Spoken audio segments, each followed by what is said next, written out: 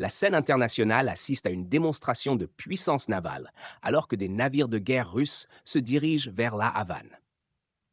Annoncée par le ministère cubain des Affaires étrangères, cette visite prévue pour le 12 juin marque une étape significative dans les relations russo-cubaines.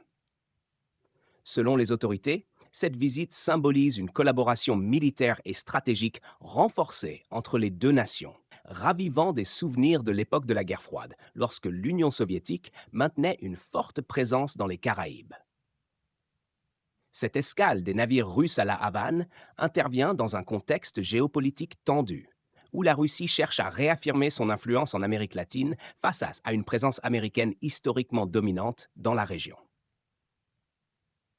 Des experts estiment que cette démarche est une réponse aux récentes activités militaires des États-Unis dans la mer Noire et en Europe de l'Est, reflétant une dynamique de confrontation indirecte entre Moscou et Washington.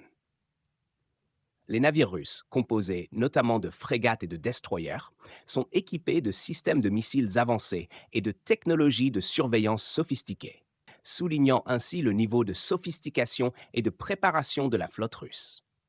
Ce déploiement naval est perçu non seulement comme une démonstration de force, mais aussi comme un moyen de renforcer les liens diplomatiques et militaires avec Cuba, un allié traditionnel de la Russie. L'accueil de ces navires par les autorités cubaines montre l'importance de cette visite pour La Havane. Pour Cuba, isolé par des sanctions économiques sévères imposées par les États-Unis, la coopération avec la Russie représente une bouée de sauvetage stratégique et économique. Cette alliance permet à Cuba d'accéder à des ressources militaires et technologiques essentielles pour sa défense nationale. Les analystes soulignent que cette visite pourrait également être une réponse aux sanctions américaines, qui visent à affaiblir les régimes de Moscou et de La Havane. En renforçant leur partenariat militaire, les deux pays démontrent une volonté de résistance face à l'isolement international imposé par les États-Unis.